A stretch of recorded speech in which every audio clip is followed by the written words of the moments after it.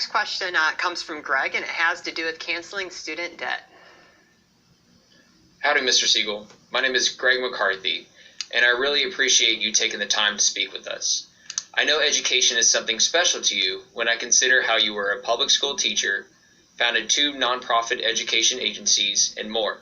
So my question is about education. When I graduated from high school, financial support from parents to get through college was definitely not an option. Relying on my own efforts to get me through college, I had to make the tough decision to first save money at a community college and then transfer to UT, all the while being frugal, getting scholarships, and working a full-time job. You have come out in support for canceling student debt, and so a sincere question.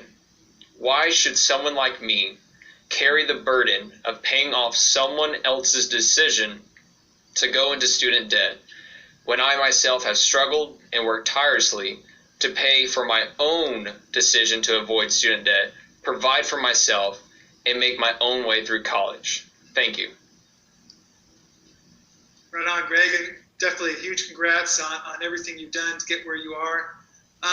Big picture to me, we have to correct a structural problem with the way we pay for public education. If we're really going to have equal opportunity in this country, it shouldn't be a situation where if you're wealthy, you can get the highest quality education possible, but if your parents don't have money, if you're coming from a family without money, then you have very limited opportunities. To me, if we're going to have a democracy, we have to have equal access to just about every level of education. So I support free public college and university education. I support debt relief.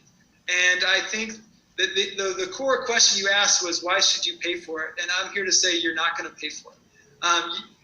There's a misconception about how the federal government pays for things. It's not from tax dollars. The federal government pays for things because we control our own currency, we control our own treasury. And so the federal government right now could basically erase at least the federally held student loan debt for every American, and you wouldn't have to increase taxes to pay for it. It would just be a flick of a switch on a balance sheet.